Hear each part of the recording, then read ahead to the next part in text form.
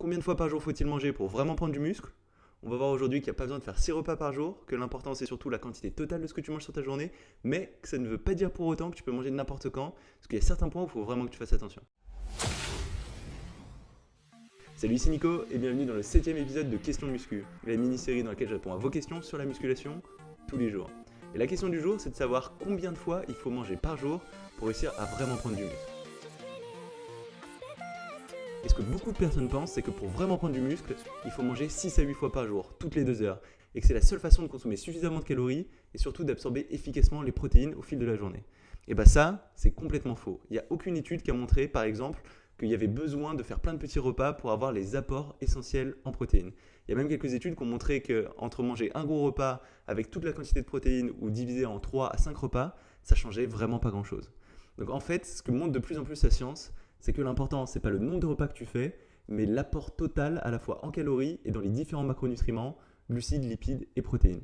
Et finalement, ce qui compte vraiment, c'est qu'à la fin de la journée, tu as eu tous tes apports dans ces différents macronutriments et que tu aies suffisamment de calories. Et d'ailleurs, chez les modèles fitness, on va aussi bien retrouver des pros qui font 6 à 8 repas par jour que des personnes qui font un seul repas par jour. Et il y a même des personnes qui font tout simplement 3 repas par jour. Et comme ça, tu vas pouvoir faire marcher à peu près n'importe quel cas de figure si tu t'y prends correctement. Parce que ça ne veut pas dire qu'on peut manger n'importe quand pour autant. Il va y avoir certains points auxquels il faut faire vraiment attention. Et notamment, il faudra faire attention à la nutrition autour de ton entraînement. La première chose, ce sera de faire attention de ne pas être en train de digérer pendant ton entraînement. Parce que la digestion, c'est un processus qui va te demander beaucoup d'énergie, qui va requérir pas mal de sang autour de ton appareil digestif.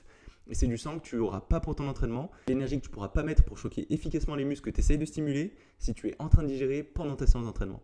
Donc une règle très simple mais qu'il faut vraiment que tu suives, c'est de laisser 1h30 à 2 heures après chaque repas pour être sûr de ne pas être en train de digérer pendant que tu t'entraînes. Ensuite, le deuxième point, c'est qu'il faut quand même que tu aies suffisamment d'énergie quand tu vas t'entraîner. Donc si tu te sens un peu fatigué, tu sens que ça fait un bout de temps que tu n'as pas mangé, c'est important que tu aies une petite collation juste avant ton entraînement. Tu peux prendre quelque chose de sucré, comme des fruits secs, raisins secs, figues, ce genre de choses, ça va être très bien. Ou même une barre chocolatée, même si ce sera un peu moins clean. L'important, c'est quelque chose de sucré, au moins 45 minutes avant, 30 minutes au pire, parce qu'il y a quand même le temps de la digestion. Et ça te permettra d'avoir suffisamment d'énergie pour te donner suffisamment intensément pendant ta séance d'entraînement. Ensuite, un autre point assez important, c'est d'avoir des glucides et des protéines juste après ton entraînement, dans les 30 minutes qui suivent, pour essayer de tirer parti de ce qu'on appelle la fenêtre anabolique. Alors, je vais t'expliquer exactement de quoi il s'agit.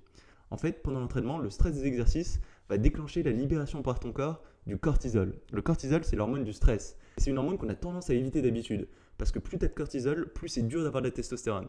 Et la testostérone, c'est l'hormone qui va t'aider à construire du muscle. Donc on essaye autant que possible d'éviter d'avoir du cortisol. Donc on essaye d'éviter les situations stressantes par exemple. Mais pendant l'entraînement, ça va être un peu différent. Parce que plus tu t'entraînes fort, plus ce pic de cortisol va être important. Et ce qu'a montré la recherche, c'est que plus ce pic de cortisol est fort pendant l'entraînement, plus derrière ça va être efficace pour déclencher de l'hypertrophie.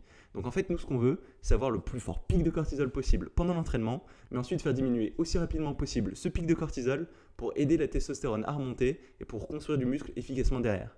Donc le cortisol, en fait, c'est un peu comme un messager qui a un message très important, mais qui est vraiment très ennuyeux. On veut avoir le message, mais on veut s'en débarrasser le plus rapidement possible après.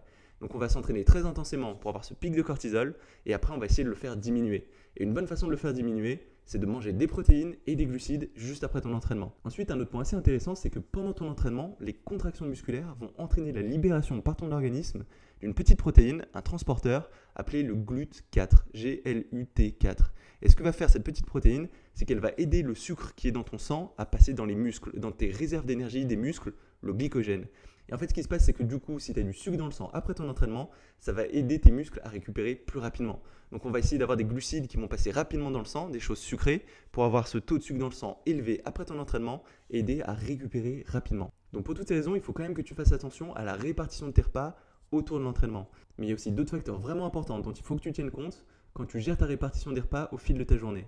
Et notamment le fait qu'il faut que tu manges suffisamment, que tu aies à la fois suffisamment de protéines et suffisamment de calories. Et pour ça, c'est important que tu aies suffisamment de repas. Parce que si tu fais un seul gros repas, ça va être très dur de manger beaucoup. Parce que tu vas avoir beaucoup de protéines, et les protéines, ça entraîne un fort effet de satiété.